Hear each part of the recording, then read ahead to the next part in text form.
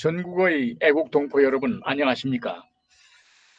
지금부터 제21차 문재인과 민주당 반역 심판 화상대화 국민 걸기대회를 시작하겠습니다. 저는 사회를 맡은 노재성이라고 합니다. 오늘은 문재인과 이 민주당이 암암리에 추진하고 있다고 하는 대통령 직선제를 폐지하는 대통령 중심제를 폐지하는 개헌 음모 책동에 관해서 우리 자유우파 열사님들의 긴급 대담을 한 차례 갖겠습니다. 우리 국민들을 깜짝같이 속이고 대통령 직선제, 대통령 중심제를 폐지하고 이른바 이원집정부제 또는 내각제 개헌 음모를 하고 있다고 한다면은 이것은 오늘 이 우리 대한민국의 참담한 이런 정치 현실을 감안할 때 실로 국민들을 송두리째 배신하는 또 하나의 반역 행위에 준하는 그런 망동이 될 것이라고 봅니다. 왜냐하면 되면은 문재인과 주사파 추종자, 대한민국 배신자 이런 자들이 갈갈이 찢어놓고 온갖 국정 행패를 자행을 해서 우리 대한민국이 지금 경제, 안보, 사회, 문화, 교육, 노동 등등 모든 면에서 실로 엉망진창으로 파괴되고 있기 때문이라고 할 것입니다. 잘 아시다시피 우리 국민들은 지금 현재의 대통령 책임제를 고수를 해서 약 10개월 뒤로 이 박두하고 있는 종래와 같은 이 대통령 직선 투표를 통해서 문재인 반역 정권을 심판하고 극렬 좌파 친북 내지 국가 파괴 종북 지향적인 이 민주당 정권을 몰아내겠다고 다짐하고 있는 국민들이 매우 다수가 되고 있는 것이 최근에 여론조사에서 잘 나타나고 있는 바와 같습니다. 그런데 이 심판을 받아야 할 문재인과 민주당이 부정선거로 탈취한 국회의 다수 의석을 그걸 발판으로 해가지고 이를 고수하면서 국회 다수당이 국정의 그 장악자가 되는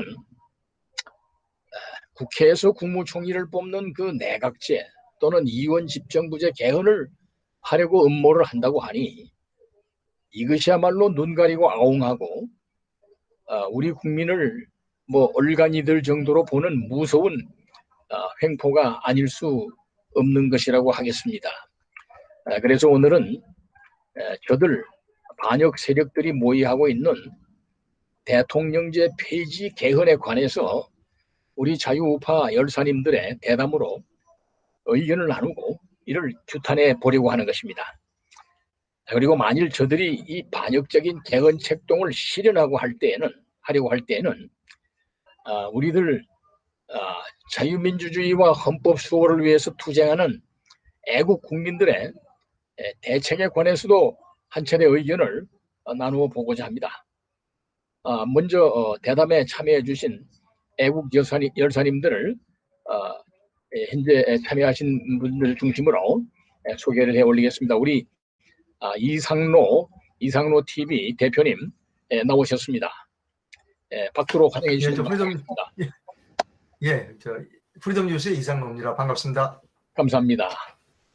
그다음에 우리 이 김병헌 역사연구소 소장님, 이 좌익 정권이 대한민국의 현대사를 공산당, 북한 노동당 중심으로 엉망진창으로 이 역사를 왜곡해 나온 이것을 바로잡기 위해서 피나는 노력을 하고 계신 우리 역사연구소 김병헌 소장님 나오셨습니다. 박수로 환영해 주십니다. 네, 반갑습니다. 국사교과서 연구소 김병헌입니다. 네.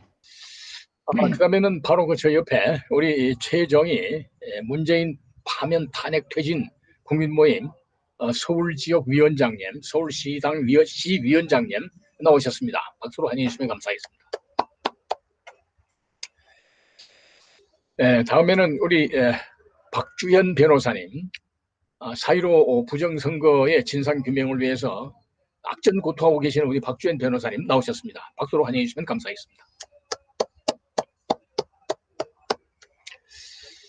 다음에는 정의사회 구현을 바라는 전국 교수 모임 김성진 공동대표님 나오셨습니다. 박수로 환영해 주시면 감사하겠습니다.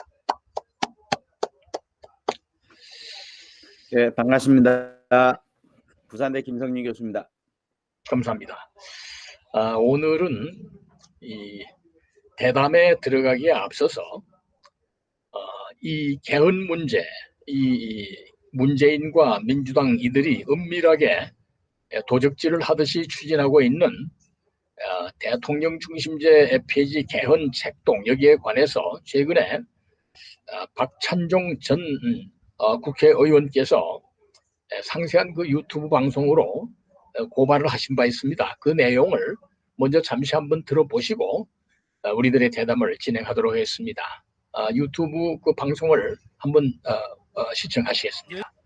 문재인 정권 그 문재인 대통령과 그 정권 실세들은 4월 7일 서울 부산시장 보궐선거에서 민심의 핵폭탄을 맞고 아마 내부적으로는 굉장히 곤혹스럽고 그리하여 그들이 살 길 우선 문재인 대통령과 측근 실세들 관직에 있었던 사람들은 내년 3월 대통령 선거에서 야권의 정권이 넘어가게 되면 그 문재인 정권이 적폐청산의 이름으로 박근혜 이명박 정권의 그 적폐를 수사하는 과정에서 100여 명을 사법 처리한 그 끔찍한 악몽을 되살린다고 한다면 그보다도 훨씬 더 많고 더 깊고 더 무거운 책임을 져야 할 것이 분명한 이상 이들은 그 탄망에서 벗어나야 되겠다. 살아남아야 되겠다. 그리고 나아가 종북 주사파 정권이 계속 이어져야 되겠다. 이 두 가지 주제를 두고 그들은 지금 개헌을 아주 착실히 준비하고 있고 여러 가지 공작적 차원에서 야당에 대해서도 공작을 펴고 있는 것으로 지금 확인되고 있습니다. 박병석 국회의장이 이틀 전에 6월 초에 여야가 원내대표단을 구성을 완료하고 나면 국회의장이 중심이 된 개헌 논의를 정식으로 하겠다. 심포지움 토론회를 하겠다. 개헌은 빠를수록 좋다. 이렇게 선언을 했고 그 박병석 국회의장은 4월 7일 보궐선거 끝나고 이틀 뒤인 4월 9일에도 똑같은 말을 했습니다. 그래서 6월 초에 아마 이러한 작업을 시작할 것 같은데 그동안에 정세균 씨나 이낙연 씨도 개헌은 조속히 할수록 좋다. 그래서 여권 내의 핵심보 실세들이 이 개헌 공작에 대한 상당한 프레임을 만들어 가지고 진행하고 있지 않나. 저희들은 그렇게 확인하고 있습니다. 그럼 어떤 개헌을 하려고 하느냐? 개헌 내용이 뭐냐? 그것은 대통령은 국민이 직접 뽑지만은 그 대통령에게는 외교 안보 권력만 주고 청와대만 지키는 깨놓고 말씀드리면 허수아비 대통령을 하나 세우는데 그것은 국민이 투표로 직접 뽑도록 해야 된다. 그래서 실제적인 행정부 권력은 국회에서 뽑는 국무총리가 갖는다. 그러니까 이런 모델이 오스트리아가 현재 시행하고 있는데 이걸 이원 집정제라고 그럽니다. 실질로 내각제지만은 허수아비 대통령을 일단 국민이 뽑는 형식을 취하기 때문에 이걸 이원 집정제라고 그러는데 이들이 모색하는 것도 오스트리아형이니까 용어에 있어서 내각제나 이원 집정제나 같은 말이라고 여러분들이 이해해 주시면 좋겠습니다. 그러면 왜 이런 개헌을 하려고 하느냐? 대통령 허수아비 대통령은 직접 뽑고 모든 행정부 권력은 실질적으로 국회에서 뽑는 국무총리에게 왜 맡기려고 하느냐? 아까 말씀드린 것처럼 내년 3월 9일 대통령 선거에서 지금 집권 세력이 마땅한 후보도 없고 자칫 야권으로 정권이 넘어갈 가능성과 위험이 4.7 보궐선거 이후에 굉장히 커졌다. 특히 이른바 친문재인 세력의 입장에서 봐서는 그들이 말하는 순수한 종북 주사파 세력의 입장으로 봐서는 뭐 이재명 이건 불실해서 우리 편이 될 수 없다. 그러니까 마땅한 후보가 없다. 그리고 내년 선거는 굉장히 야권으로 넘어갈 가능성이 높고 그렇게 되면 우리는 이제 다 죽게 된다. 이런 절박감에서 이 개헌을 도모하고 있습니다. 그러면 가능성이 있느냐 하는 문제. 가능성은 국회에서 3분의 2 이석의 의결이 있고 그리고 국민투표에서 이게 통과돼야 되는데 현재 여당은 180석을 확보하고 있고 그리고 그 주변 친여 세력까지 합하면 약 190여 석을 확보하고 있습니다.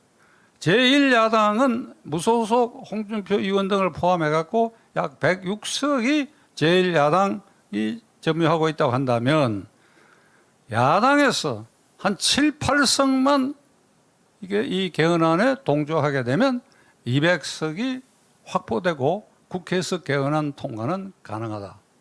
그들은 이런 판단을 하고 이를테면 김종인 씨가 비상대책위원장을 그만둔 다음 날부터 자기가 몸담았던 제1야당에 대해서 침을 뱉고 행포를 부리는 것도 이 제1야당을 무력화시켰어. 김종인 씨는 평생 소원이 이원집정제고 제가 단정컨대 이 이원집정제 아래서 그 허수아비 대통령이라도 해서 청와대를 4년이나 5년이나 하면 지켜봐야 되겠다 하는 이 꿈을 갖고 있다 하는 것을 저는 확신하는 사람이에요. 그러니까 요 김종인 요소가 야당 일부를 흔들릴 가능성도 있다. 이래서 집권 세력은 이 200석 확보가 무난하다고 지금 보고 있는 것입니다. 자, 그러면 개정 절차는 어떻게 되어 있느냐? 국회에서 제적 과반수의 찬성으로 발의할 수 있으니까 민주당이 단독으로 150석만 찬성하면 발의할 수 있으니까 일단 발의를 하면 대통령이 20일 이상 공고를 하고 그 이후 60일 안에 국회가 의결하고 국회가 거기에서 3분의 2로 통과되고 나면 다시 30일 안에 국민투표에 붙이게 돼. 그러니까 여러분들이 들으시기에 20일, 60일, 30일 복잡한데 간단히 얘기를 하면 이 집권 세력이 의도한 대로 야당 일부가 가서 해서 국회에서 이게 통과되게 되면 한 2달 만에 국민투표까지 끝낼 수가 있습니다. 물론 국민투표에서 저지당할 가능성이 높은데 일단 2개월 안이니까. 그러니까 이 박병석 국회의장이 계산하는 대로 하면 6월 초에 발의해서 일이 순조롭게 되면 8월 말 안으로 늦어도 9월 중으로는 이 개헌이 통과되고 그리고 내년 3월 9일에 대통령은 그 개정된 허수아비 대통령을 뽑게 되고 그리고 다시 국회에서 국무총리를 뽑아서 실질적인 내각제로 운영하겠다. 그러니까 가능성 일정상 내년 대통령 선거 3월 9일 앞두고도 충분히 시간은 있다. 명분은 대통령 권력이 비대하니까 이걸 권력을 분산해야 되겠다. 대통령 권력이 너무 집중돼 가지고 임기 말하에 가면 레임덕에 걸리다 보면 뒷동거리게 되고 그리고 부정부패가 만연하게 된다. 네, 이제 좀 줄였네. 그러면 혹시 박 변호사님께서 예, 네, 됐습니다. 지금, 됐습니다. 네, 열렸습니다. 네, 안녕하세요. 지금 들리십니까? 네, 예, 잘 들리. 계속해서 이렇게 또 맨날 어설픈 모습을 보여서 죄송합니다. 음양시설에 대해서. 아, 예, 예. 어떤 질의였는지 좀 제가 알 수 있을까요? 지금 다시 한번. 네. 일단 그 민주당과 예. 이 문재인 이 반역 세력이 국민 여론이 아주 악화되고 도저히 이제 이 나라에 국민의 지지를 받아서 나갈 길이 없게 되니까 대통령 선거를 불과 앞에다 두고 대통령 중심제를 폐지하는 일은 그래서 지들이 장악한 그 부정선거로 장악한 국회를 중심으로 할 수 있는 내각제로 개헌을 하겠다고 하는 이런 정치적인 의도가 얼마나 그런 그 사악하고 천부당 만부당한 것인지 이런 그 정치적인 의미 이런 데 대해서 좀 한번 우리 박 변호사님의 고견을 한번 말씀해 주시면 감사하겠습니다. 네. 안녕하세요. 이제 뭐 저는 이제 사실은 개헌은 쉽지 않을 거라고 생각을 합니다. 개헌은 쉽지 않을 거라고 생각을 하고 지금 그 개헌의 우려가 되게 크겠지만 개헌보다는 사실 내년 부정선거가 좀 더 걱정이다라는 입장이고요.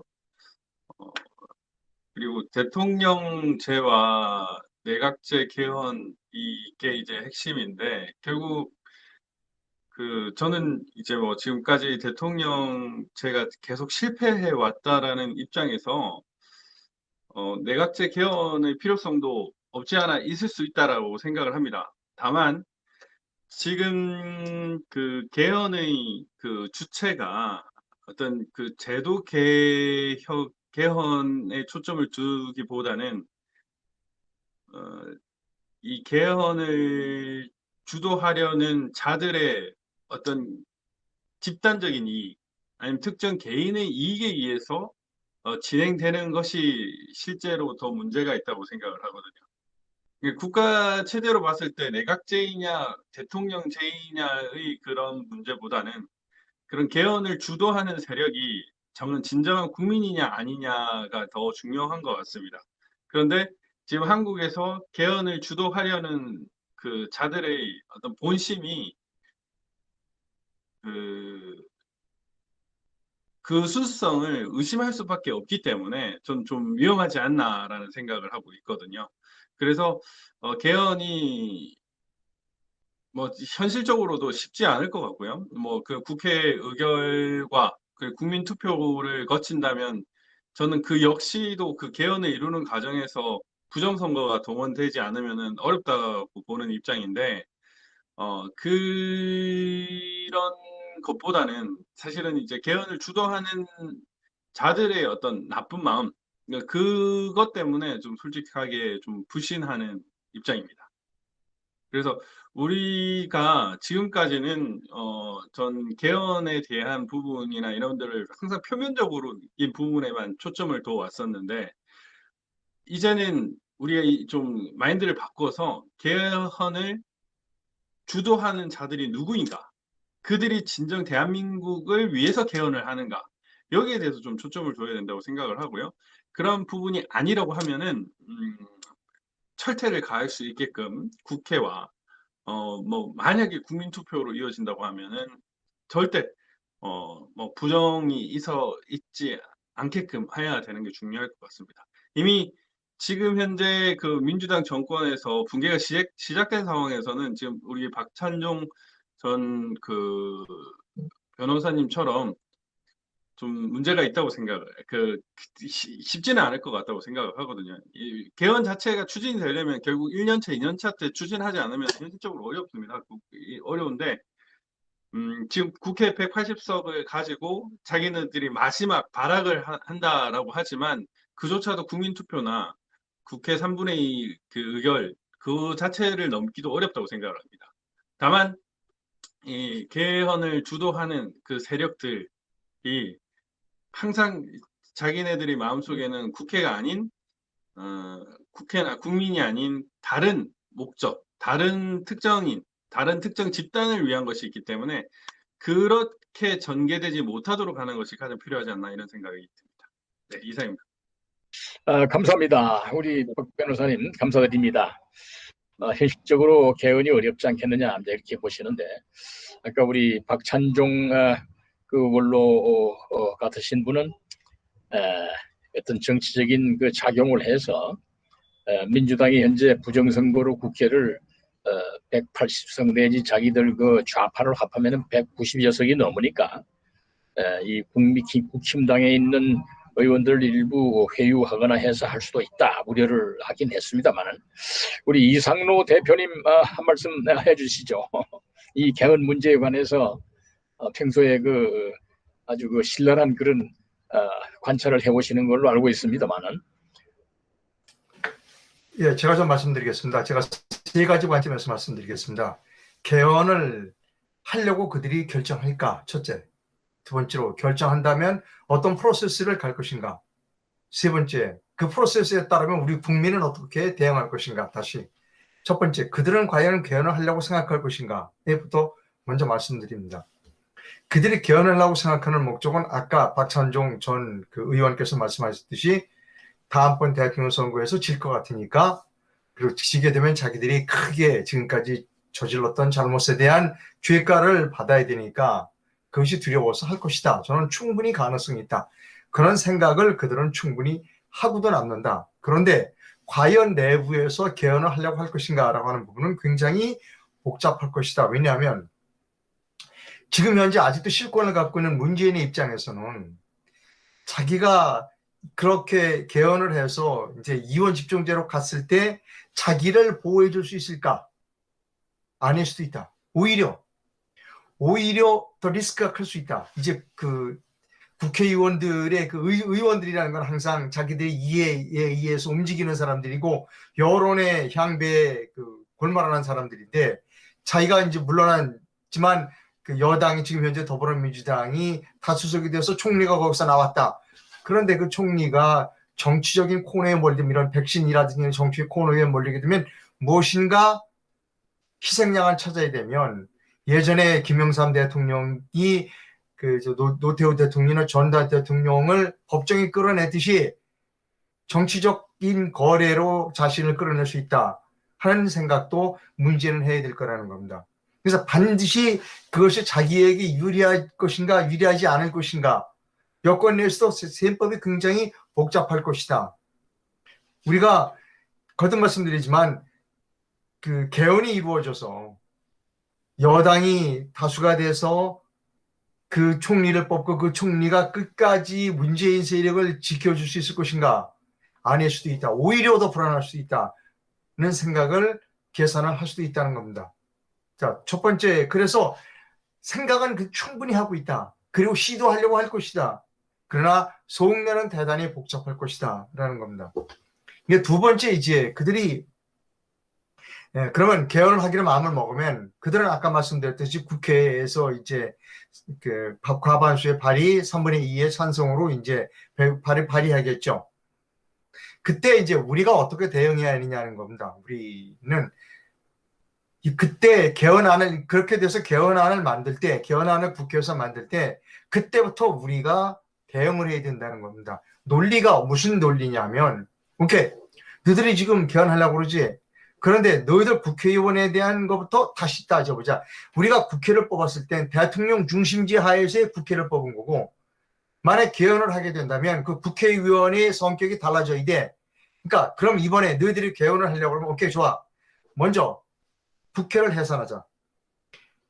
논리적이어야 된다는 겁니다.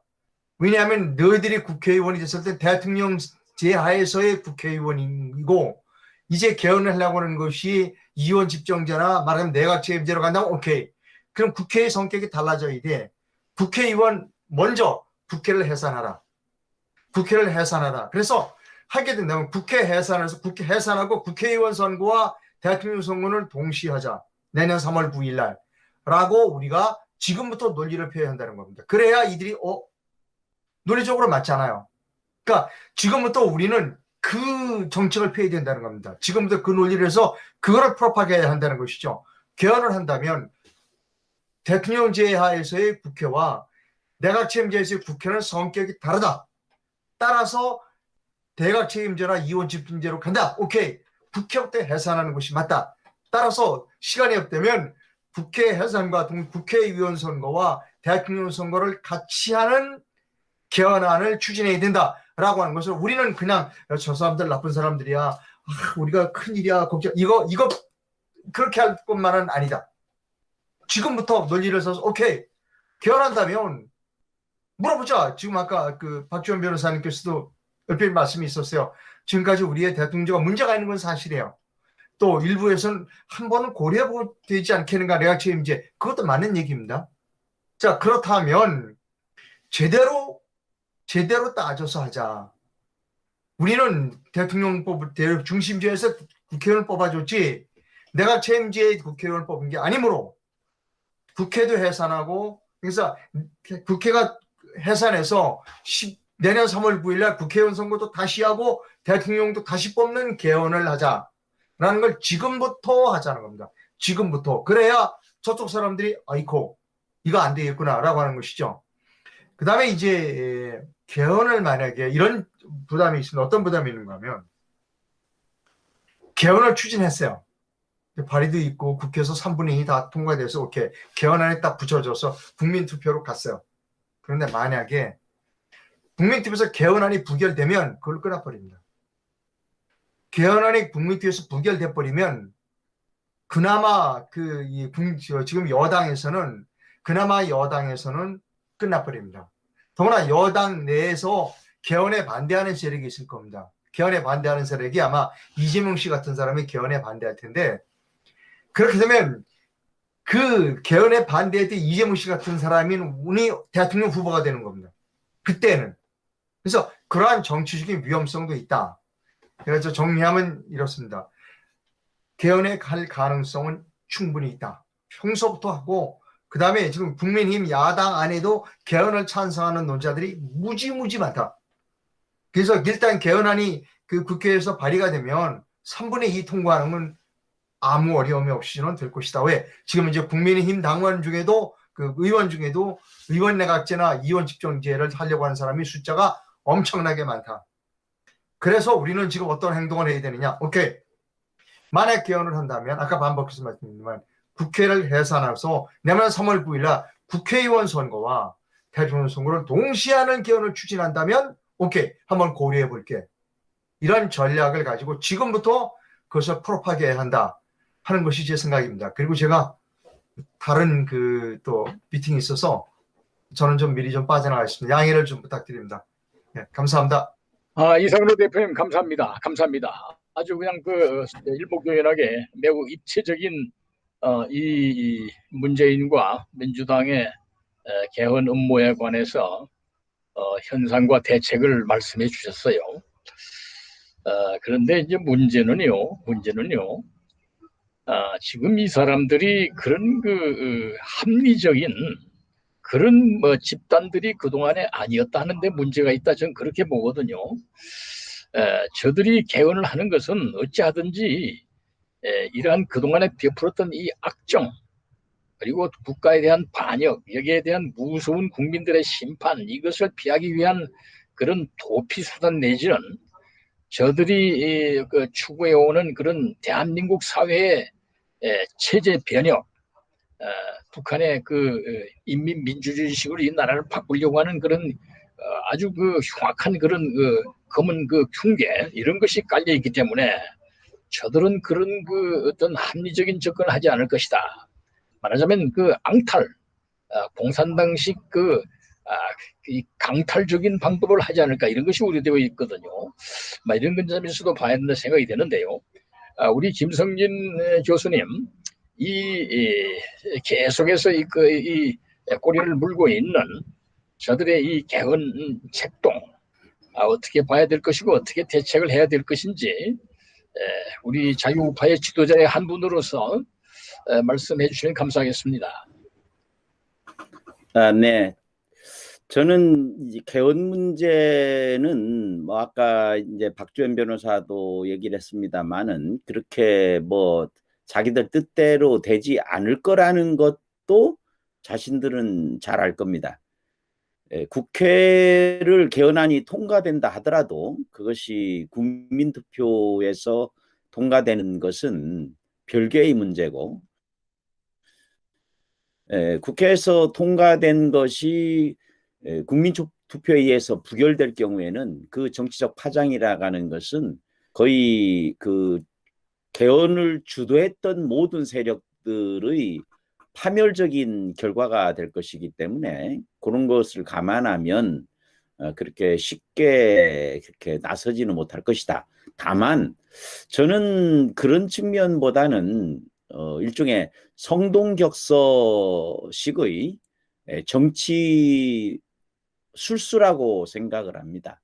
그러니까 지금 정치적인 위기에서 그 정치적인 위기를 모면하기 위해서 일단 제스처 정도로 취하는 것이 아닌가 그렇게 생각을 하고, 물론 그 지금의 집권 세력이 정상적으로 상식적으로 그렇게 국정 운영을 했다면은 뭐 여러 가지 뭐 그렇게 크게 걱정을 안 해도 되는데, 지금까지 행해온 정치 행태로 보아서는 거의 뭐 꾼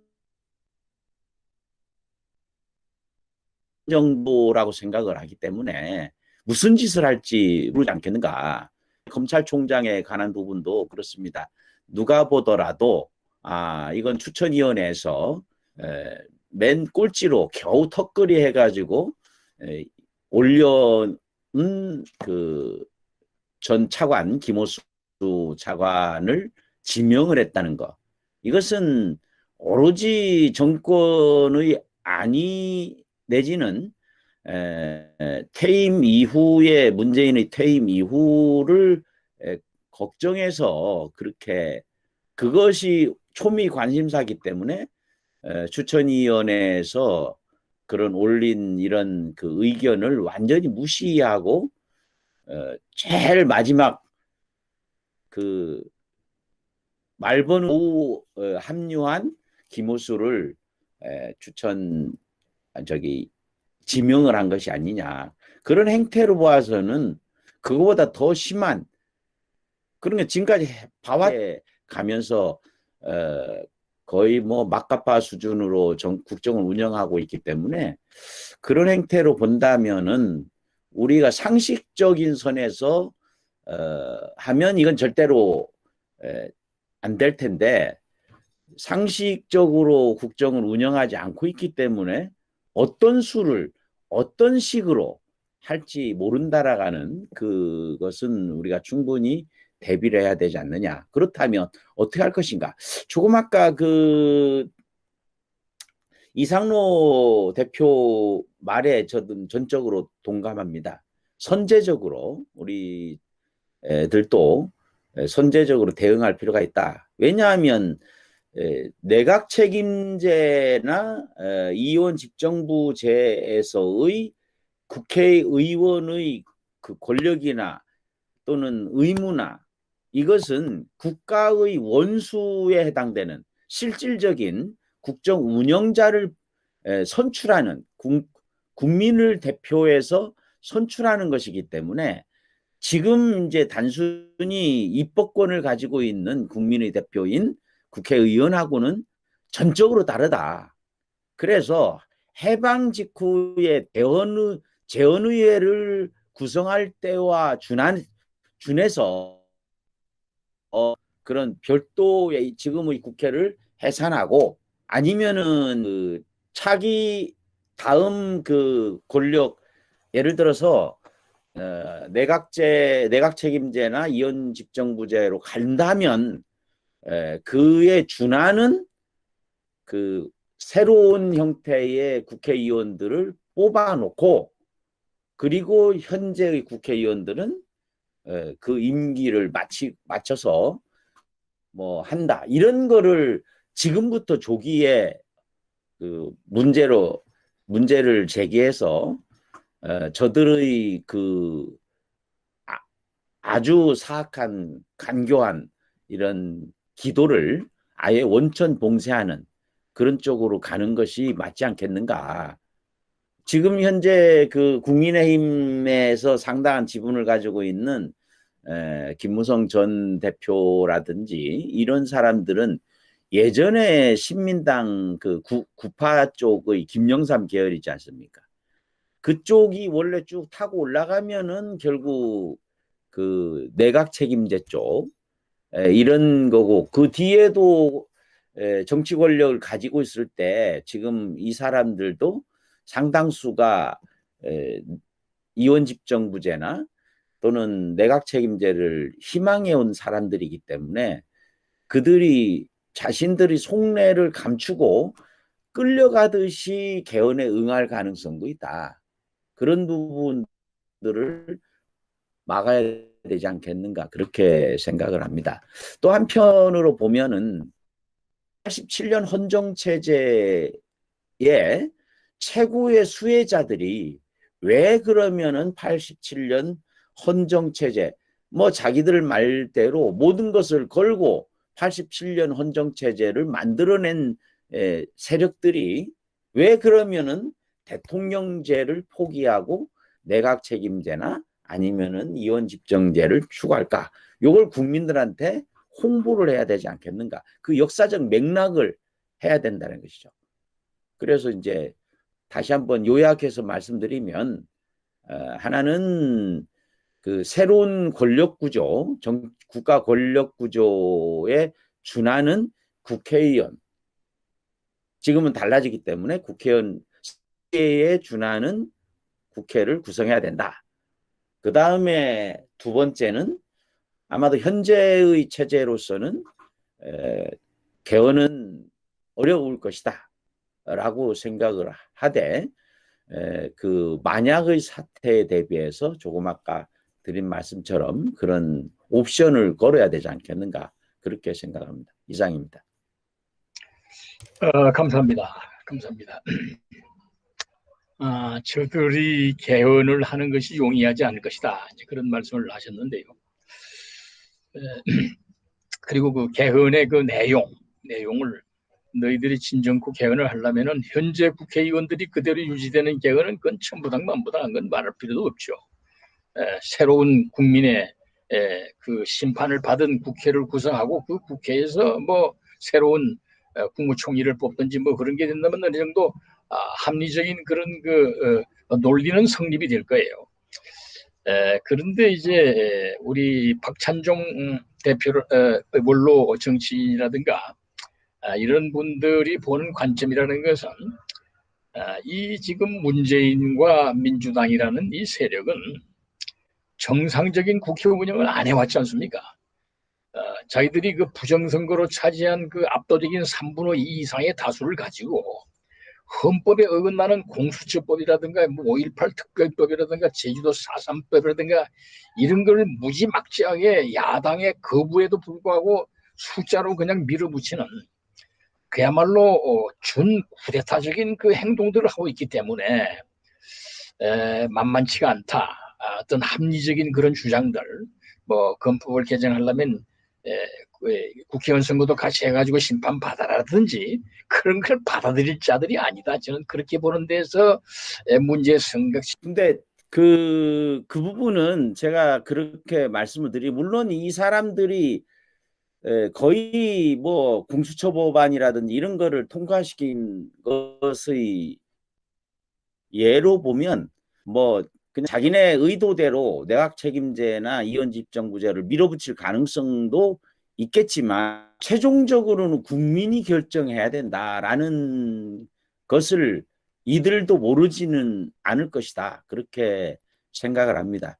그래서 이제 오히려 국민들을 향해서 우리들이 이런 그 이원 집정부제나 내각 책임제가 될 경우에는 국민들에게 이러한 어려움 내지는 위험, 이런 것들이 있고 이것에 대해서는 추진하는 사람들에게 책임을 물어야 된다라는 것을 대국민 홍보를 병행해야 되지 않겠는가.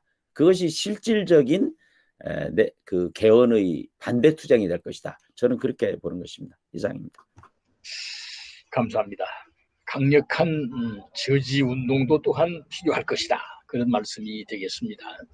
우리 이 최정희 위원장님께서는 이들이 꾸준하게 잃어버릴 것 같으면 또 끌어내는 이런 특히 그 박병석 현재 국회의장 이 부분은 그 작년 임시국회 때부터 계속 그 여야의 대표들을 만날 때마다 개헌을 해야 된다, 개헌을 해야 된다 이렇게 노래를 부르듯이 아마도 저 민주당과 문재인 세력의 그 국회 개헌은 역시 국회 문제니까 박병석 그 일을 내세워서 이런 개헌 드라이브를 이제 물꼬를 트고 길을 밟아가는 것인가 아닌가 싶습니다. 우리 최정희 위원장님 한 말씀 또 해주시죠. 예, 저도 그 노재성 그 위원장님과 그 완전히 그 일치하는 생각을 가지고 있습니다. 그 박병석 그 국회의장이 그 기회가 있을 때마다 그 개헌의 필요성을 그 계속 주장을 해서 그 개헌이 필요하다는 그런 여론을 일으켜 왔습니다. 그리고 그 오늘 그 오전에도 그 김부겸 그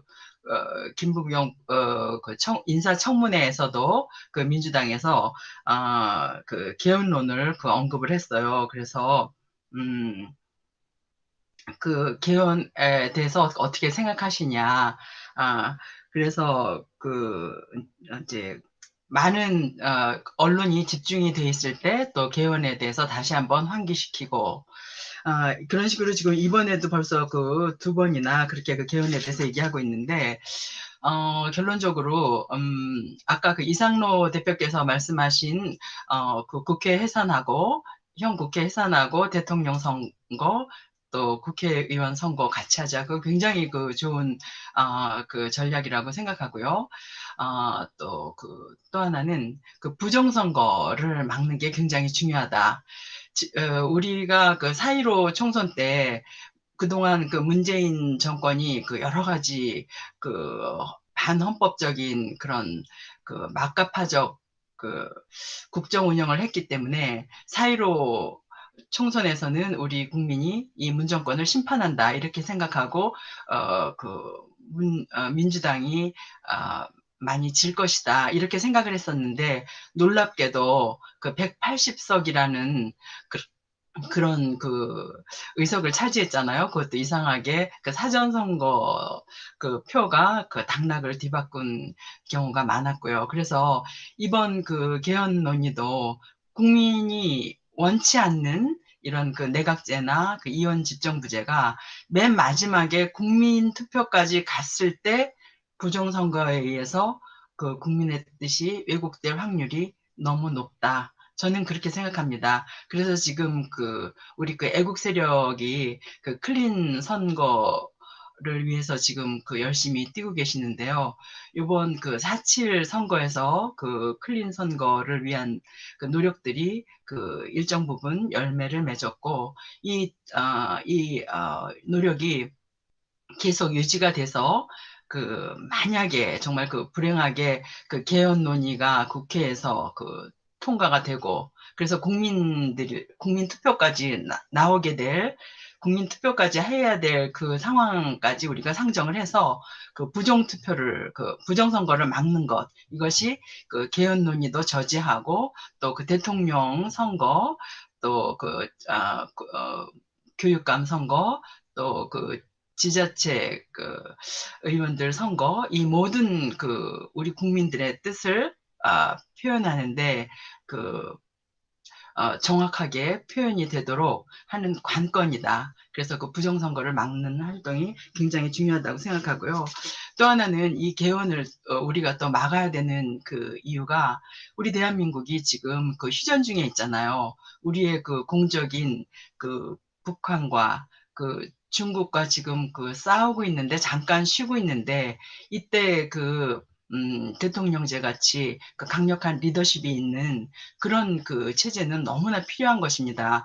그리고 이들이 문재인 대통령이 사실은 제왕적 대통령 정도가 아니라 황제적, 심지어는 황제 중에 황제, 시진핑적 대통령 역할을 해왔어요. 그래서 청문회에서 아무리 그 야당이 반대하고 국민 여론이 나빠도 문재인 대통령이 그 원하는 대로 다 그 인사를 했고, 그 외에도 우리가 뭐 일일이 그 꼽으려면은 정말 그 하루가 다 걸려도 모자랄 만큼 그렇게 많은 그 파행적인 행태를 해왔어요. 그렇기 때문에 대통령제가 잘못이 아니라 대통령제를 운영하는 그 헌법을 무시하고 그 통치자의 그 멋대로 운영하는 그런 그 잘못된 운영이 문제라고 생각합니다. 그래서 그 지난 2006년에 그 이회창 그 당시 그 한나라당 대표가 그 하신 말씀이 있는데요. 이분이 정말 그 대법원장도 하시고 또 이제 그 국무총리도 하셨는데, 이분께서 그 헌법을 그렇게 그 고치는 것을, 헌법은 함부로 고치면 안 된다. 이제 그런 말씀을 하시면서 제가 아까 말씀드렸던 것과 그 똑같은 말씀을 하셨어요. 이 헌법이 무슨 문제냐. 그 헌법을 그 운영하는 사람들의 문제다. 그런 말씀을 하셔서 이번 그 개헌 논의도 솔직히 말해서 우리 국가를 좀 더 업그레이드하는 그런 목적이 아니라 순전히 그 당파적인 그 이익을, 또 그 문재인 대통령이라는 너무나 그 헌법과 법률에 위배되는 그런 그 파행을 저지른 대통령이 그 자기를 보호하기 위한 그런 그 의도가 너무나 분명한데, 이런 분들이 그 개헌을 한다는 것은 바로 그 국가의 그 어떤 근간이 되는 이 헌법에 대한 또 하나의 그 폭력이다, 이렇게 생각하기 때문에 개헌은 꼭 막아야 할 것이고, 그리고 국민들에게 이런 그 개헌 정부와 민주당의 이런 그 개헌 의도를 우리가 그 아주 적극적으로 알려서 이 개헌 논의가 그 조기에 그 진화되게 우리가 그 노력해야 될 것 같습니다. 이상입니다. 감사합니다. 감사합니다. 아무튼 이 개헌의 그런 논의는 아직 저들이 공식화는 시키지 않고 있는데, 우리 박찬종 그 원로님의 그런 견해를 보면은 이들이 어떤 그런 정치적인 스케줄을 가지고 있다. 지금 이제 요새 그 뭐 부동산 문제라든지 이 코로나 백신 수입 실패라든지 또 이 국민들의 세금 문제라든지 모든 문제에 있어서 이 사실 보선 후에 이 지금 민주당과 문재인 일당들이 이 코너를 몰리고 있는 그런 그 기세가 역력하기 때문에 이들은 잠깐 머리를 숙이고 있는 것이다. 그래서 이 5월이 지나가고 나면은 문재인이가 지금 12일인가요? 미국에 가서 또 바이든 대통령을 만날 예정이라고 하는데, 거기서 어떤 쇼를 하고 올지도 모르고, 그렇게 해서 조금 국민들의 민심이 이완될 틈을 타서 저들의 유일한 그런 그 도피 수단으로 보이는 대통령제 폐지, 즉 대통령 선거를 없애버리는 거죠. 그런 그 흉계를 하지 않을까. 그러면은 5월 하순에 이거를 이 마각을 드러내 가지고 6월 달에 공식화를 시켜서 8월까지는 마무리 지을 것이다. 뭐 이런 아까 우리 그 박찬종 원로의 그런 의견도 있습니다. 이런 만약에 사태가 진행될 때는 그야말로 대한민국에 이제 문재인이가 떠날 때가 다 됐는데, 그에 앞서서 마지막 최후의 발악적인 일대 어떤 그 좌우 간의 대립과 혼란이 오지 않을까 생각이 됩니다. 최근에 그래서 그 우리 김성인 교수님 엊그제 그 이 국민의힘에 김기현 대표가 새로 선출이 돼가지고 봉이 드물게 그 문재인이가 점심 먹자고 그러는데 거부를 해버렸어요.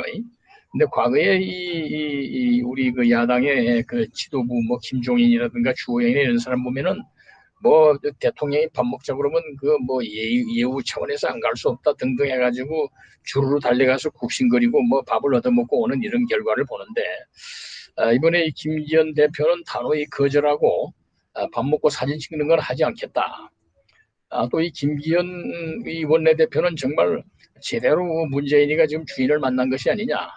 문재인이가 자기 친구 그 송철호를 부산시장 당선시키기 위해서 온갖 그 청와대 비서진들이 관여하는 가운데 부정선거를 저질렀다고 하는 이러한 그 표적이 되고 있고 하거든요. 뭐 원수는 외나무 다리에서 만난다고 그럴까요? 이런 것인데 이 국민의힘 당이 이런 개헌을 하든지 안 하든지 대통령 선거를 앞으로 속행을 하든지 안 하든지 뭐 후보를 내세우는 문제 이런 등등 매우 중요하다고 보는데 최근에 그런 그 원내대표의 새로운 그 사령탑이 되면서 좀 그 노선이 좀 정비되는 것 같은 이런 기분이 들고 있는데요. 앞으로 우리가 이걸 어떻게 봐야 될지, 국힘당이 또 어떻게 나가야 될지, 또 민주당이 요새 보이고 있는 그런 그 후보군의 그런 동태들, 또 이재명의 그런 포퓰리즘적인 그런 동태들, 뭐 돈을 1,000만 원을 준다, 2,000만 원을 준다 이런 노골적인 그런 포퓰리즘을 하고 있는데 이걸 어떻게 앞으로 전개해 나가야 될지 국민의힘 당에 대한 우리 그 우리 자유우파들의 그런 기대는 어떻게 될지 좀 그 넓으신 뭐 고견을 좀 말씀해 주시면 감사하겠습니다. 그걸 먼저 좀 듣지 않고 그냥 넘어갈까요? 이승학 대표님은 오늘 네, 제주 4.3 사건에 당시에 네, 그 오라리 방화 사건이라는 데서 집중적으로 좀 말씀을 하시게 돼 있어요. 그래서 우선 그 교수님 네, 이 개헌 문제 전국에 관해서 말씀을 듣고 네. 넘어가도 되겠습니다. 또 김병헌 소장님도 최근에 이런 그 역사 왜곡에 대한 그 현재 그 저들의 동향 거기에 대한 대책 이거를 또 말씀하도록 그렇게 하겠습니다. 네. 저는 김기현 전 울산시장이자 지금 현재 국회의원하고 계신 김기현 의원을 선출한 것에는 상당한 의미가 있다 이렇게 생각을 합니다. 김기현 의원이 국회의원이 된 것부터가 사실 결과처럼 돼버렸기 때문에 결국에는 이제 부정선거로 인한 그 지난 지방선거에서 18년도에 6.13 지방선거에서 낙선을 한 상태였고 그 부정선거에 대한 소송이 아직까지도 제대로 재판이 진행되지 않고 있는 상황에서 국민의힘 국회의원들이 김기현 의원을 원내대표로 또 원내대표 겸 지금 비상대책위원장을 대행하고 있기 때문에 그것은 상당한 의미가 있지 않느냐. 그래서 국민의힘 내부에서도 여태까지 부정선거에 대해서 목소리를 내지 않던 의원들도 아마도 이제 김기현 원내대표 체제 하에서는 지방선거에서 그리고 또 이 지난 총선 4.15 총선에서의 부정선거에 대한 목소리가 수면 위로 떠오를 가능성이 있다 이렇게 생각을 합니다. 우선 그래서 원래 또 다른 이제 김기현 의원을 원내대표로 뽑으면서 또 다른 변화 중에 하나가 그 윤석열 전 총장에 대한 그런 그 발언이 국민의힘에서의 발언이 의원들의 발언이 약간 궤도 수정을 하고 있는 그런 생각이 들고 그 다음에 또 한편으로는 최재형 감사원장의 영입운동 움직임이 있다. 그래서 이런 것으로 보면은 지금 표면으로는 드러나지 않고 있지만 국민의힘 내부에서도 차기 대선과 그리고 부정선거, 4.15 부정선거에 대한 대책 이런 것에 대한 그 국민의 소속 의원들의 암중 모색이 있지 않느냐 저는 그렇게 보고 있습니다.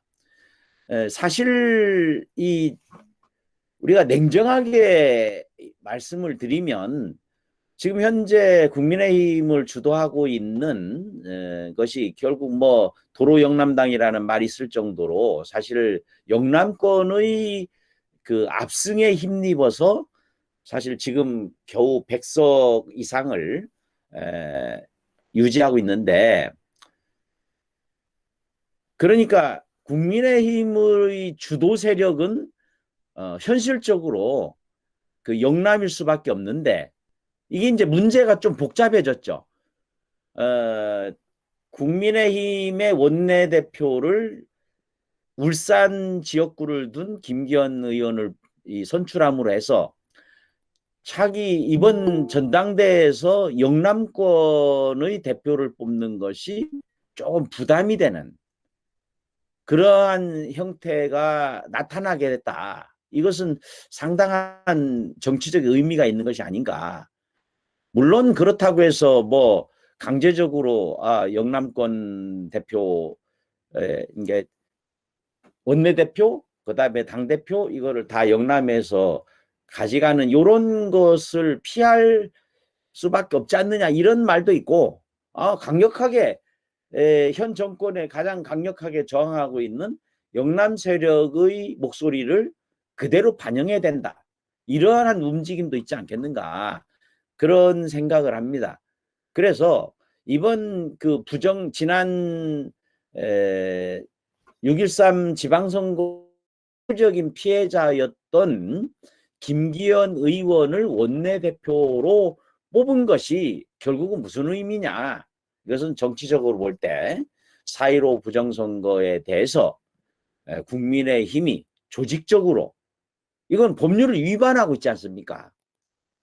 어쨌든 선거소송은 소송이 시작된 지 1년 이내에 선고를 해야 되는데 그런 선고가 아직까지 선고는커녕 6개월입니다. 재판조차도 제대로 이루어지지 않고 있는 이 법률 위반 행위에 대해서 법률을 만드는 입법부 그중에서도 야당에서 강력하게 이 부분에 대해서 문제를 제기해야 되지 않겠느냐.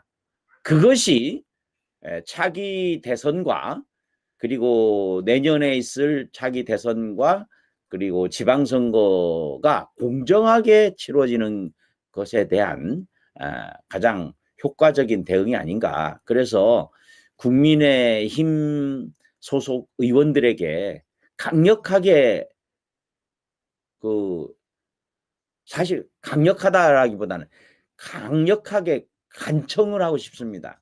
제발 이 중앙선거관리위원회의 불법적이고 위헌적이고 그리고 이 비상식적인 이런 행태에 대해서 입법부 차원에서 강력하게 대응할 것을 부탁을 드리고 서구에서도 이미 이제 그 전자개표기 문제라든지 또 사전투표 문제라든지 이런 것들이 많이 이미 오래전부터 유럽 쪽에서는 문제가 되고 있는데 왜 대한민국에서 여전히 그 문제가 많은 사전투표 그리고 전자개표기 이런 문제에 대한 보완책을 하지 않느냐.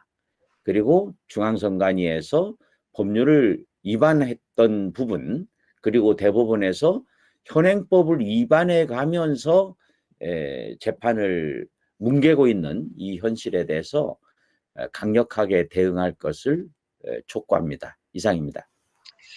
감사합니다. 역시 그 부정선거 문제가 국민의힘 당이 당면하고 있는 매우 중요한 그런 주제가 아닌가, 해결해야 될 당의 문제거리고 또 과의 아닌가 생각이 됩니다. 우리 김성진 교수님 정말 감사드립니다.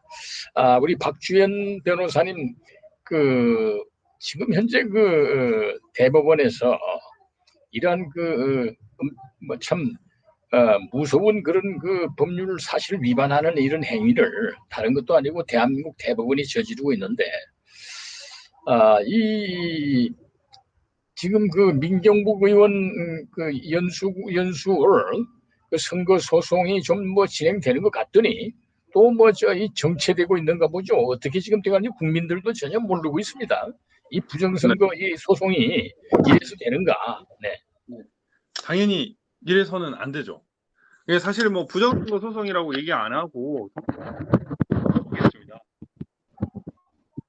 선거무효소송은 이제 공직선거법상 6개월 내에 판결 선고를 하게 되어 있습니다. 근데 이거는 한 건뿐만 아니라 한 126개의 지금 선거소송이 국회에 계류 중인데 지금 한 건도 지금 선고 난 것이 없습니다.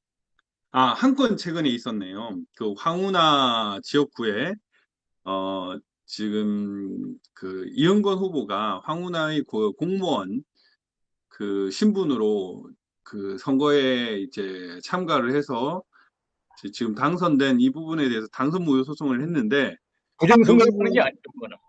예, 근데 이제 이거는 부정선거와 관련된 부분은 아닙니다. 그 아니죠. 부분만 지금 현재 이제 이번에 선고가 됐었고요.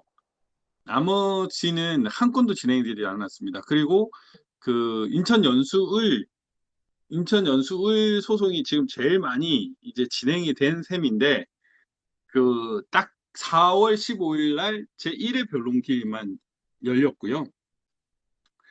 1년 만에 그렇습니다. 1년 예, 만에. 1년 딱 1년 만이죠. 예, 총선 후 1년 만에 제1회 변론기일이 열렸는데 재검표에 있어서 그 방식 때문에 지금 다투고 있는 실정입니다. 근데 사실 뭐 떳떳하면은 어떤 방식을 동원해도 다 인정을 해야 되잖아요.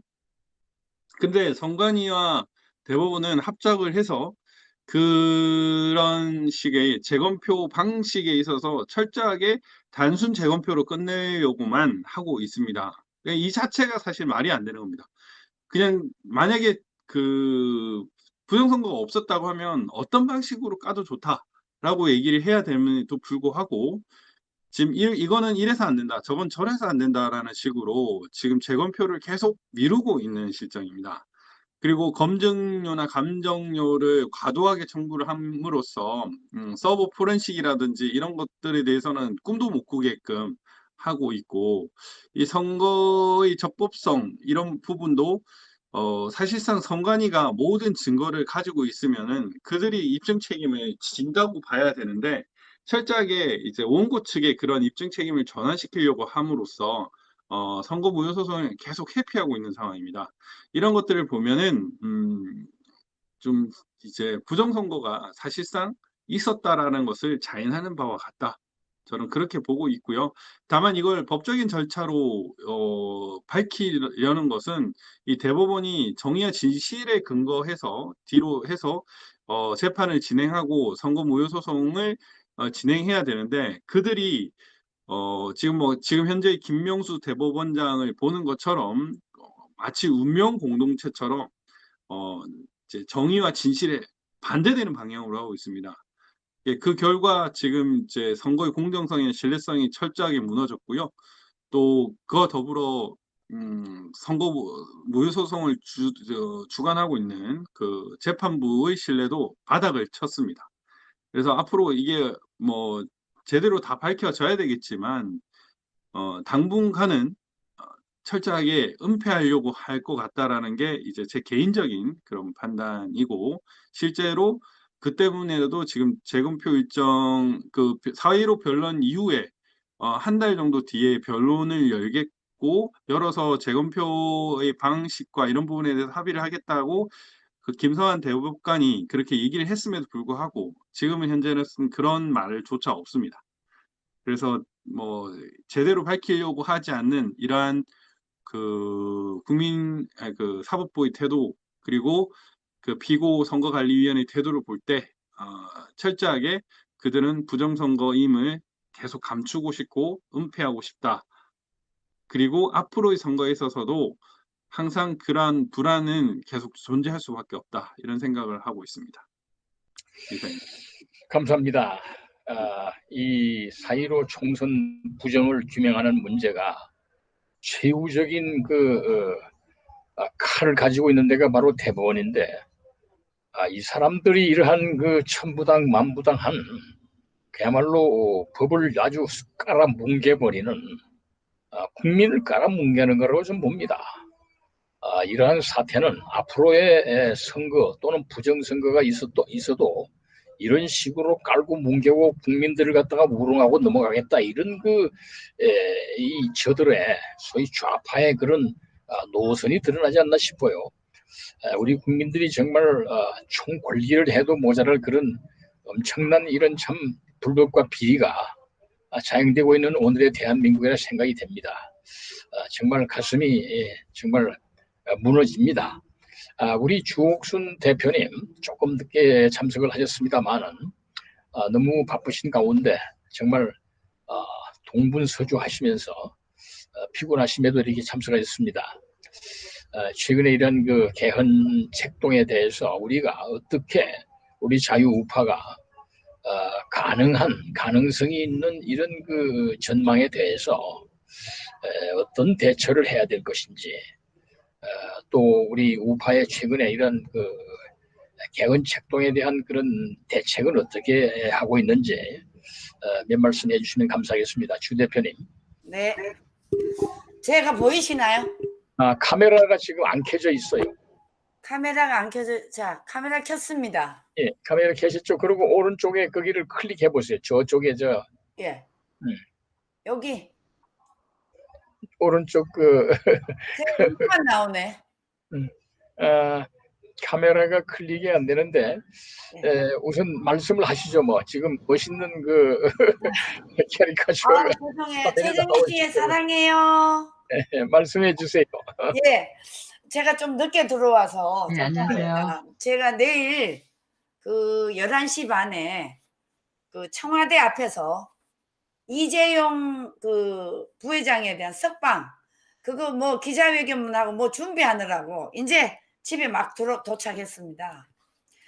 자, 뭐 지금 나라가 돌아가는 걸 보면 너무나 심각하지요. 그러나 이제 우리 국민들에게 이 문재인 일당들의 4년 동안에 우리 국민들에게 너무나 많은 학습을 해줬어요. 근데 그 학습이 우리가 젊은 2030 이런 아이들 2030들에게 2대들에게 어르신들이 아무리 얘기를 해도 듣지를 않았어요. 그런데 이제 우리 2030 아이들이 자기네들이 이제 이 문재인 정권을 이제 경험을 하니까 이건 아니다. 이렇게 하면서 깨어나는 우리 2030들 아이들만 생각해도 우리는 지금의 이 고통은 조금 견디면서 나갈 필요가 있다. 저는 이렇게 생각을 하고요. 자, 오늘 그 주제가 일단은 뭐 헌법을 개헌하겠다 하는데 저 인간들은 지금 저기 뭡니까 민주당의 저 성추행당은 이미 쟤네들이 거의 뭐 한 50명 가까이가 장관서부터 지금 국회의원 하던 인간들이 지금 거의 정부 기관에 와서 일을 하고 있잖아요. 이것만 보더라도 이미 저는 내각제가 거의 돼가고 있다. 이렇게 지금 보고 있는 입장이거든요. 자, 국회의원까지 하고 저 사람들이 장관까지 다 헤쳐먹으니까 제 생각은 반드시 이 장관을 하려면 국회의원 배지를 떼고 해야 된다. 이 법을 반드시 헌법을 바꿔야 된다. 저는 이렇게 보고 있습니다. 그래서 지금 문재인 일당은 이미 내각제에 개입해 있다. 저는 이렇게 보고 있습니다. 자, 그러면 내각제를 해서 쟤네는 어떻게 하겠느냐. 연방제로 간단 말입니다. 연방제. 이 연방제는 뭐냐. 바로 저 사회주의 공산주의로 가겠다는 거 아닙니까? 그러니까 이번에는 우리 국민들이 수단과 방법을 가리지 않고 이 국가의 권력을 다시 회복시키기 위해서는 4분 5연 하지 말고 야당서부터 모두가 힘을 모아야 된다. 저는 이렇게 보고 있습니다.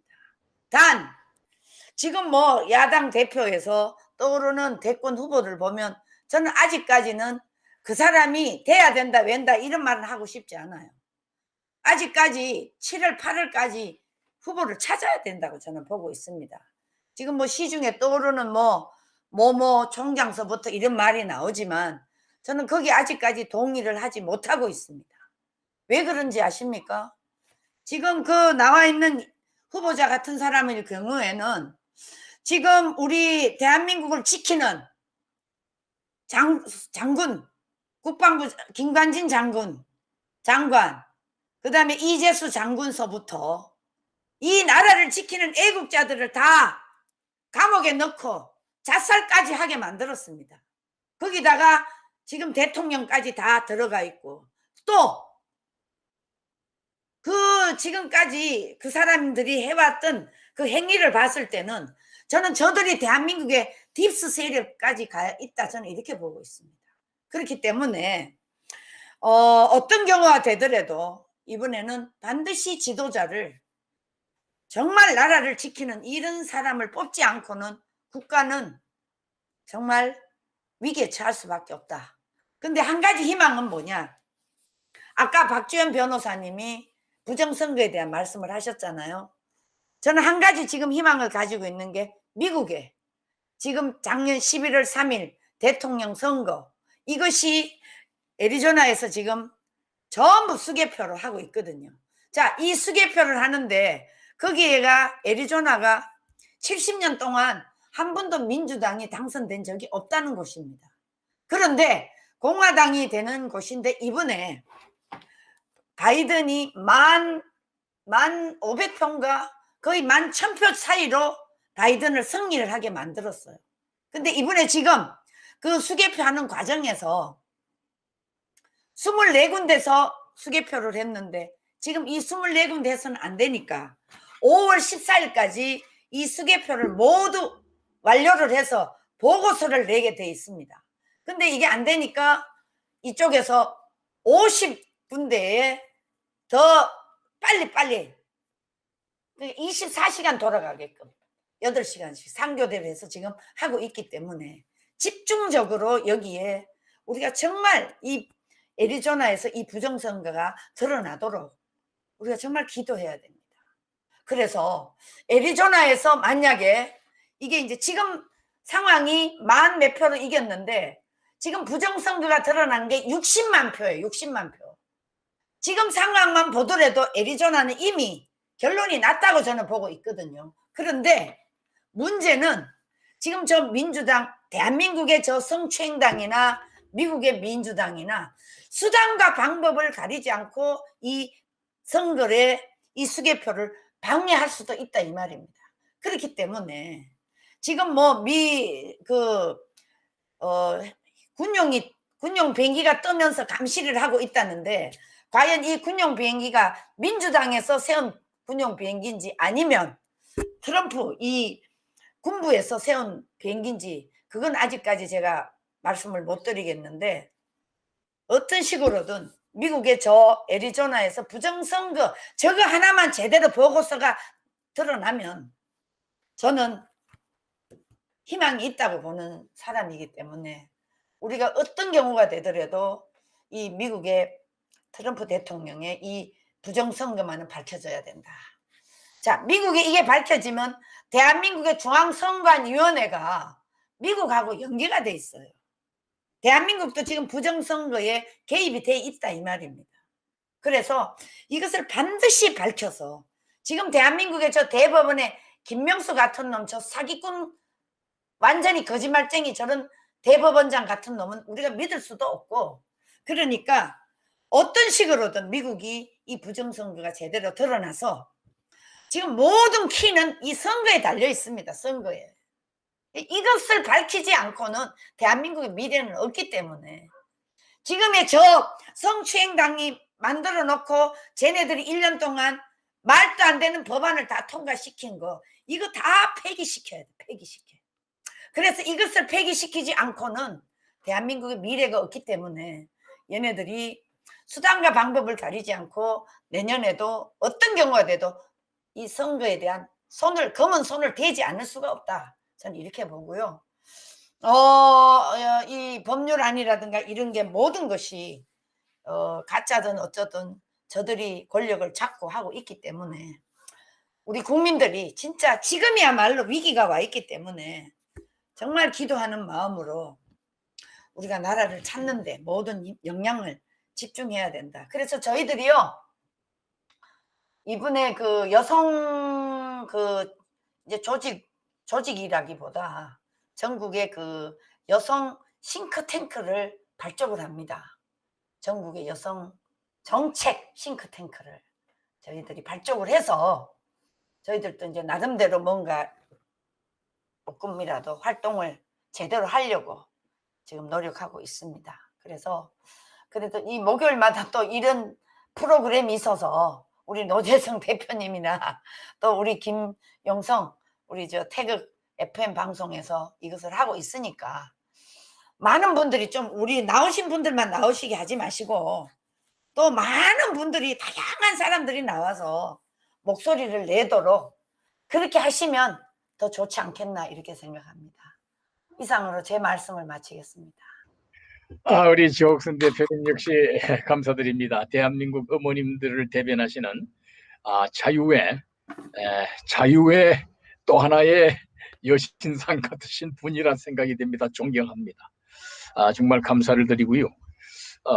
지금까지 우리 김성진 교수님, 또 우리 박주현 변호사님, 또 우리 이상로 대표님, 나갔다가 또 들어오셨네. 이 조옥순 대표님, 또 최정희 위원장님, 이 문재인과 또 이 민주당의 이런 기상천외의 대통령 중심제, 대통령을 직접 투표하는 그 대통령제를 없애버리고 마지막으로 도망을 가져온 돌파구, 도피구로서 내각제 개헌을 들고 나오는 이런 엄청난 사실에 대해서 우리가 어떻게 보아야 되고 또 어떻게 대처해야 될 것인가.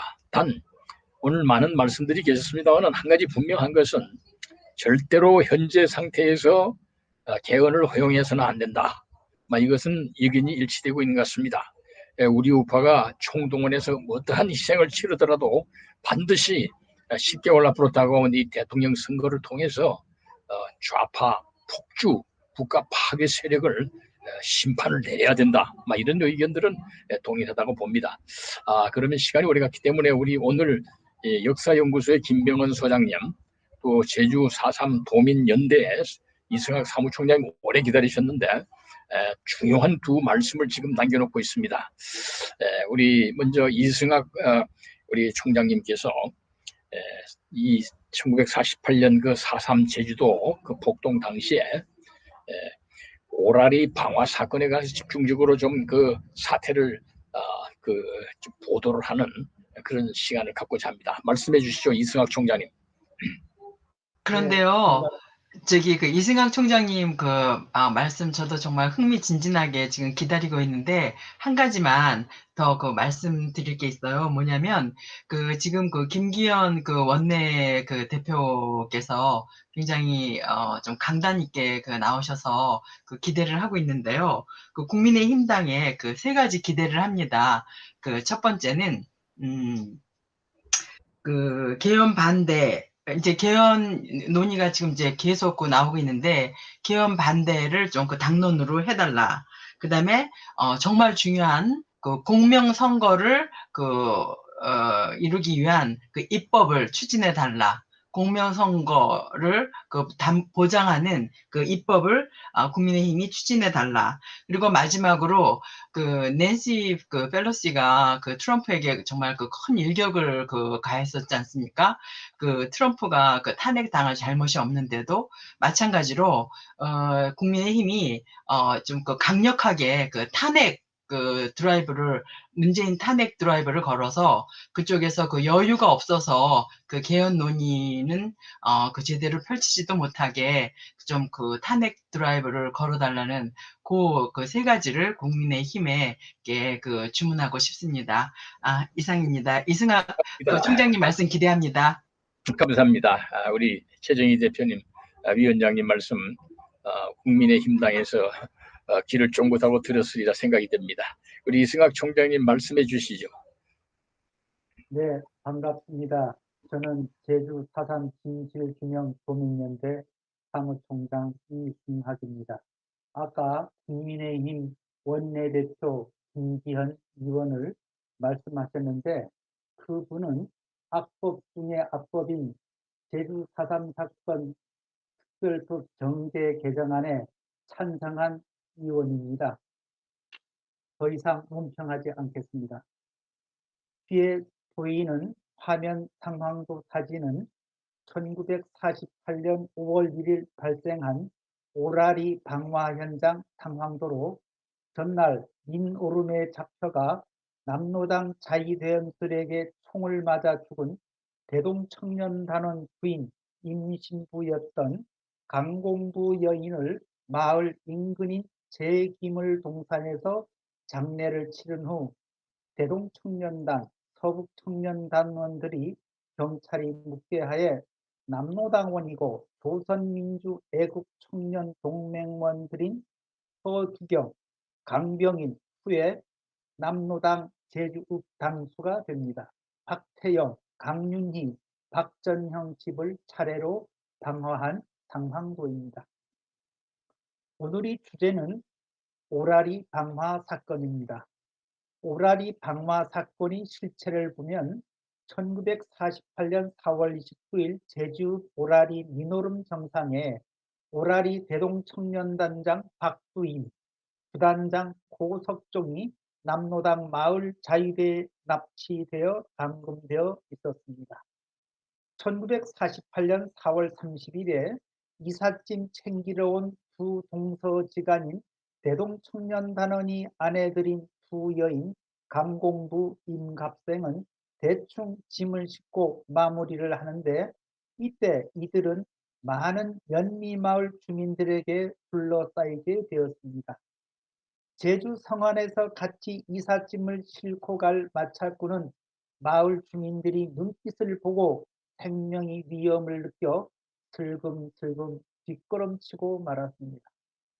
그의 신고로 경찰이 민오름에 도착하게 되며 연미마을 좌익 청년들은 두 여인이 눈을 가리고 손을 뒤로 모아 밧줄로 동여맨 상태로 민오름 정상에 끌려가 5m 간격으로 소나무에 묻게 하여 인민재판을 하여 두 여인 중에 한 사람 임신 중인 강공불은 남로당 자위대의 머리에 총을 맞고 다른 여인 임갑생은 탈출하여 수색 나온 기동정찰대에 이 사실을 알렸습니다.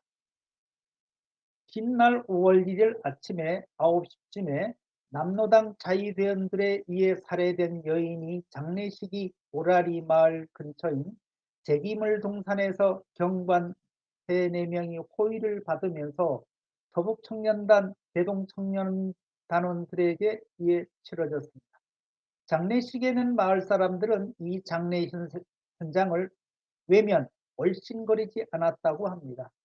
고인 가족과 친분이 있는 집안에서 4사람만 왔을 뿐이었고 장례가 끝나자 낮 12시쯤에 대동청년단원들과 우익청년들은 연미마을로 들어와서는 입산한 남로당 자익활동을 한 것으로 알려져 있는 사람들이 집들을 찾아다니며 5세대 허두경, 강병일, 박태영, 강윤희, 박전영 가구의 12채의 민가를 불태웠습니다. 우익 청년단원들이 민가에 불을 지르고 마을을 벗어날 무렵인 오후 1시경 남로당 마을 자위대원들이 민오름에서 불길을 보고 20명가량이 구구식 소총과 철창을 두고 우익 청년들을 추적했습니다. 우익 청년단이 급히 피해 이 과정에서 인명피해는 없었지만 이 시각을 전후해 마을 제기물 동산 아래밭에서 이 마을 출신 김규찬 경찰관이 어머니는 마을 민가가 불타는 모습을 보고 아들을 찾아 제주 성안으로 가던 중 민오름 추둔 자위대원들에게 목이 잘린 후 피살되고 누이 동생도 남로당원 자위대원들에게 죽임을 당했습니다. 오후 2시경 서청, 대청 단원들로부터 남로당 자위대 출련 소식을 접한 제주경찰 기동대가 2대의 트럭에 나눠 타고 오라리 마을로 출동했습니다. 경찰이 현장에 도착했을 때 남로당 자위대원들은 이미 마을을 떠났고 주민들은 불붙은 집을 진화하고 있었습니다. 그런데 경찰이 마을 어귀에서부터 총을 쏘며 진격해오자 주민들은 이리저리 흩어져 산 쪽으로 도망쳤습니다. 이 과정에서 마을 여인이 경찰이 총에 맞아 숨지기도 했습니다. 이때 마을 여인이 소녀는 어머니가 총에 맞아 숨졌을 때 하늘에서 비행기가 오랫동안 머리를 맴돌았다고 증언도 했습니다. 더구나 이 오라리 방화 사건은 미군기에서 공중 촬영되었는데 이 기록물은 제주도의 메이데이라는 이름으로 미국 국립문서 기록관리청에 보관되어 있고 현존하는 제주 4.3 사건의 유일한 영상물입니다. 항공기 운영은 4.3 폭동이 발발할 이후 4월 중순부터 전단지 살포, 참관 등의 작전 항공기 2대를 당시 운영하고 있었으며 항공 촬영은 박주인 장군이 방도를 앞두고 상황 보고용으로 촬영 중이었는데 여기에 우연히 오라리 사건이 일부가 촬영된 것입니다. 경찰이 진입하자 남로당 자위대원들이 철수해 버린 마을에서 불을 끄다가 경찰을 보고 도망가던 고무생 여인이 경찰에 피격되었습니다. 이번에는 사건 정보를 입수한 국방경비대 제9연대가 마을로 진입하자 경찰은 철수해 버렸고 구연대는 집집마다 돌아다녀 사건 경위를 조사했습니다. 이처럼 소위 오라리 방화 사건은 그날 오라리에서 벌어진 일련의 사건들 중에 하나로 보아지고 그날 벌어진 오라리 방화 사건은 딱히 더 보탤 것도 없이 제주 4.3 사건 전개 과정에 제주 여러 곳에서 충분히 일어날 수 있는 사건 중에 하나뿐인 사건이었습니다.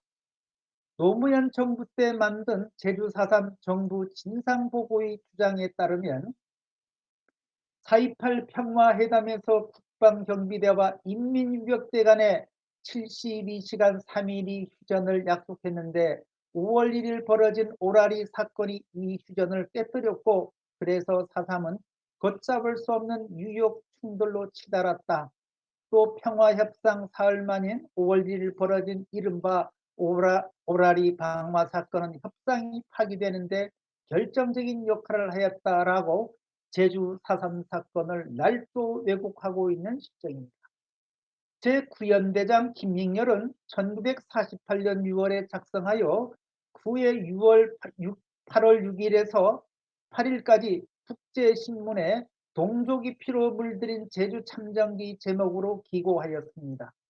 이 기고문을 살펴보면 4월 30일 날 상호 12시에 출발하여 1시 30분에 협상 장소인 초가 삼간 농가의 방에서 협상했다고 기록하고 있으며 여기에서 기고를 보면 4월 30일 회담인데도 제주 4.3 진상조사 보고서에는 4월 28일에 했다고 왜곡하고 있습니다. 제주 4.3 사건 진상조사 보고서는 김익렬이 기고를 묵살하는 대신 김익렬이 유고를 대대적으로 인용했다고 보아집니다. 간단히 말씀드렸습니다. 감사합니다. 감사합니다. 제주 4.3 사건이 얼마나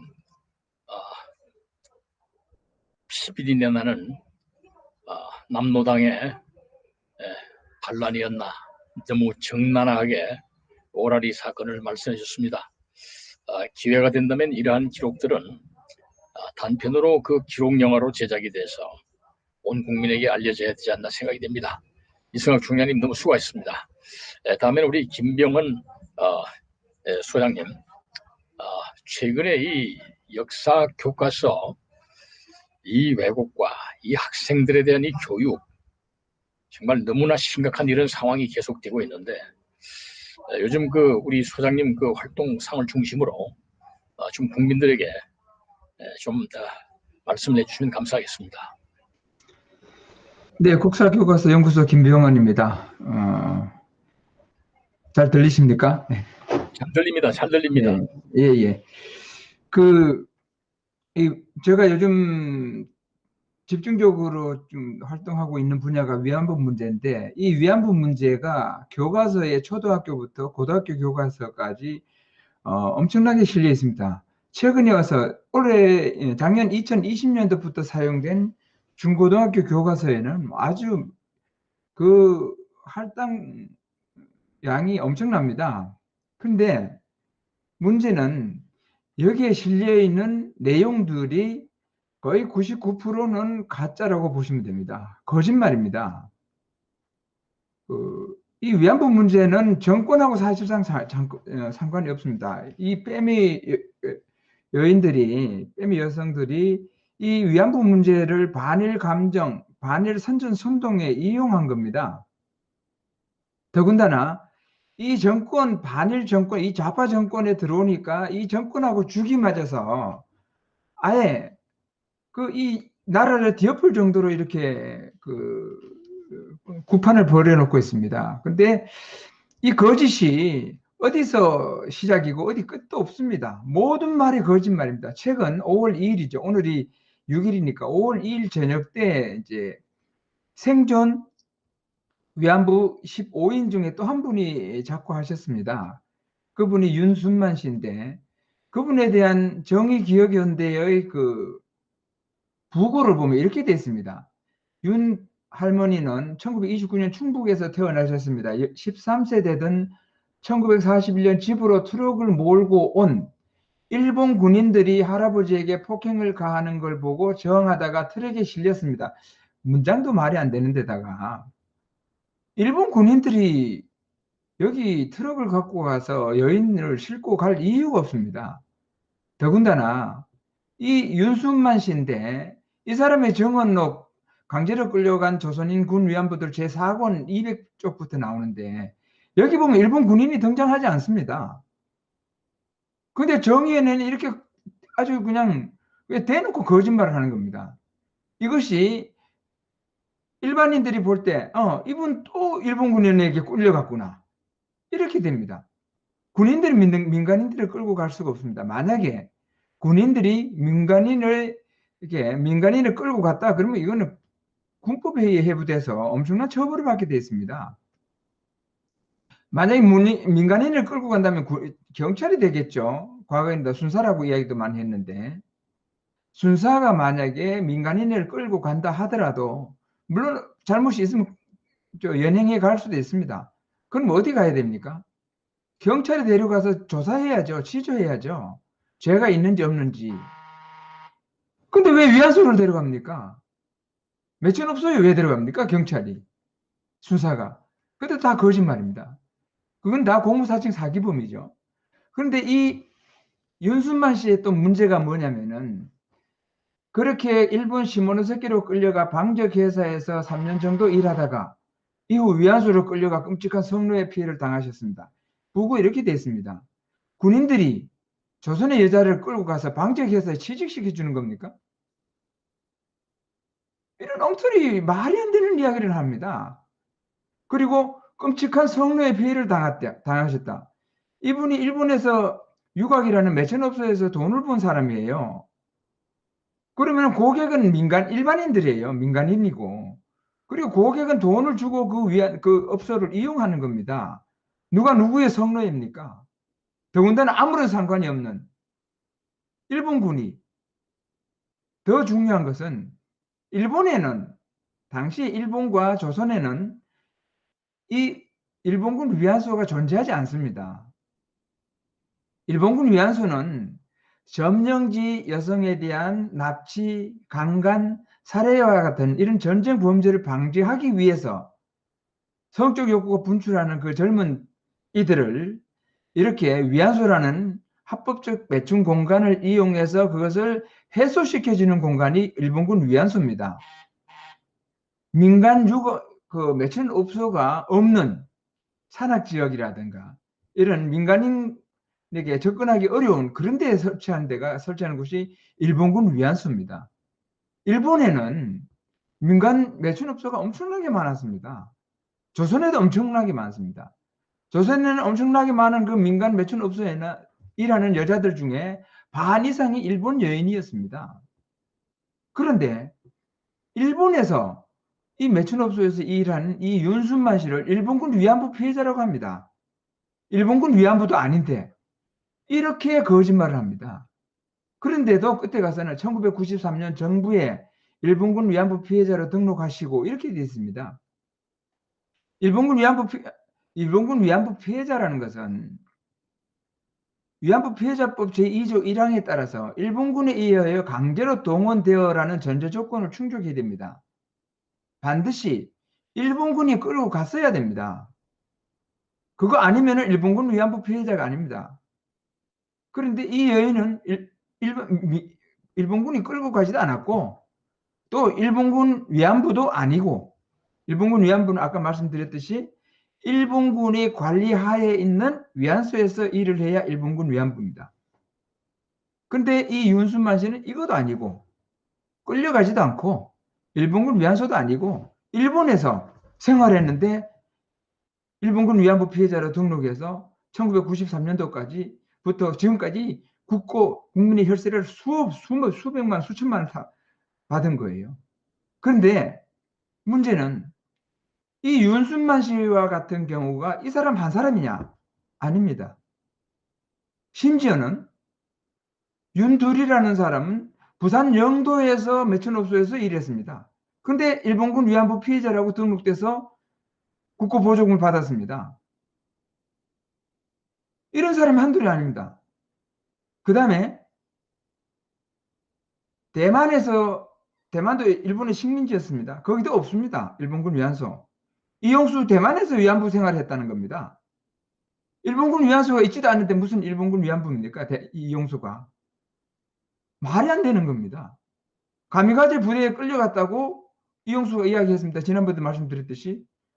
이용수가 끌려갔다는 그 나이에는 가미가제 부대가 가미가제라는 이름조차도 존재하지 않습니다. 그리고 내일이면 자기 목숨을, 나라를 위해서 자기 목숨을 버리는 사람이 여자하고 잠을 잡니까? 이거요, 이 대한민국의 국격의 문제입니다. 이거는 심각한 문제입니다. 더군다나 정부에서 여성가족부에 등록된 240명의 위안부 피해자라고 했는데 단 한 명도 일본군에게 끌려간 사람 없습니다. 일본군이 끌고 갈 수가 없습니다. 만약에 일본군이 끌고 갔다, 그거는 반드시 그때는 태평양 전쟁 치기 때문에 전범 재판에서 그 사람들 최소한 20년 이상입니다. 강간했다, 사형입니다. 근데 조선 여인을 끌고 가서 그렇게 전범 재판 해본 사람 단 한 사람도 없습니다.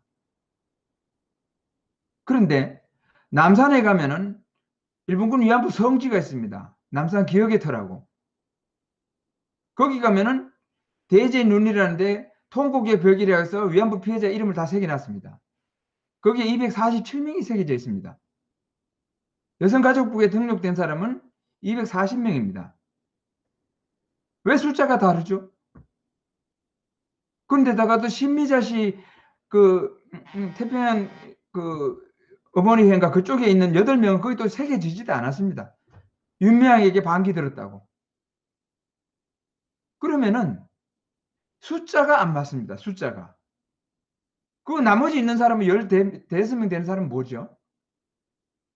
이런 식으로 이 좌파에서 윤미향의 정대협 정의원에서 지금까지 국민을 속여서 모든 사람들을 세뇌시켜서 반일 감정을, 반일 적개심을 선동한 겁니다. 그렇게 불어넣어서 자기네들이 대통령 선거될 때, 좌파에서 문재인이가 대통령 선거될 때 이용수를 얼마나 이용했습니까? 사드 기지 설치 못하게 할 때 이용수를 동원했습니다. 이용수가 거기 가서 어떤 미국 연놈이 우리 땅에 사드를, 택도 없는 소리 하지 마라, 그런 소리를 했습니다. 이용수가. 그리고 이용수가 5개월 뒤에는 트럼프 품에 안겼습니다. 이 나라가 참 천박하기 짝이 없습니다, 이게.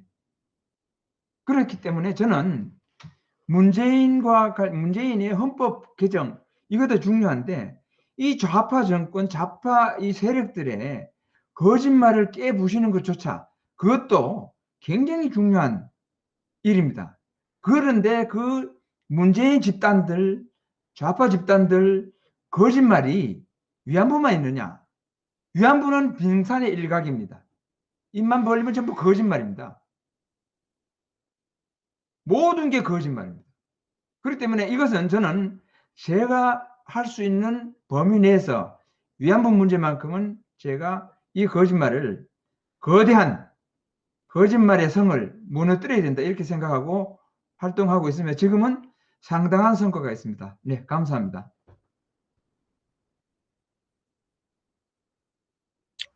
대단히 감사합니다. 지금까지 시간이 우리가 8시에 시작해서 1시간 40분가량 이렇게 길어졌습니다. 우리 김성진 교수님 너무 수고 많으셨습니다. 먼저 참여했던 우리 애국 열사님들은 바쁘신 일들로 또 나가셨습니다. 이 문재인, 이 좌파, 이 주사파 추종자, 종북 행각을 서슴지 않는 이런 반역아가 대통령의 일어난 자리를 찬탈해가지고 맨 먼저 한 것이 바로 역사를 바로잡은 교과서를 폐기 처분한 그런 반역 행동이었습니다. 각 분야의 이 제주 4.3 사건 하나만 하더라도 이 지금 김병헌 소장이 말씀하신 이 위안부 조작 문제 하나만 하더라도 엄청난 앞으로 이 민주회복 후에 이 시정돼야 될 그런 일대 역사적 참사가 아닌가 생각이 됩니다. 오늘 우리 김성준 교수님 개헌 문제에 관해서 좋은 말씀 너무 감사를 드리고 이 오늘 우리 시청하신 애국 동포들께서 좀 시간은 길었지만은 이 대화를 들으시면서 현재 이 문재인 좌파 북주 이 정권들을 어떻게 우리가 대처해야 될 것인가 마음에 큰 하나의 다짐의 계기가 된다면은 오늘의 이 대담에 큰 의미가 있다고 생각이 듭니다. 장시간 너무 수고하셨고요. 이제 다음 시간에는 역시 제22차 화상 국민대회를 속행하겠습니다. 오늘 그 문화일보의 광고로 고지를 했습니다만은 다음에도 역시 고지를 하고 또 온 13일 역시 목요일 밤 8시 변함없이 우리 애국 일사님들 참여해 주셔서 국민들을 향해서 아낌없는 그런 교훈의 말씀들을 해주시면 감사하겠습니다. 특히 우리 김성진 교수님 서울과 부산을 오가시면서 너무나 노고가 많으신 걸로 알고 있습니다. 이런 분들이 앞으로 한국을 지도하는 새로운 지도력이 되지 않느냐. 많은 분들이 그런 말씀을 지금 하고 있습니다. 하늘이 뜻이 계시다면은 이런 여러 가지 역사가 곧 앞으로 한 10개월 안에 일어나리라 생각됩니다. 이상으로 너무 수고하셨고 우리 자축하는 박수를 함으로 오늘 이 화상 국민대회를 마치겠습니다. 우리 태극 FM을 많이 좋아요를 눌러주시고 퍼날라주시고 또 구독해 주시면 감사하겠습니다. 그럼 박수를 함으로 오늘의 이 녹음을 끝내도록 하겠습니다. 감사합니다.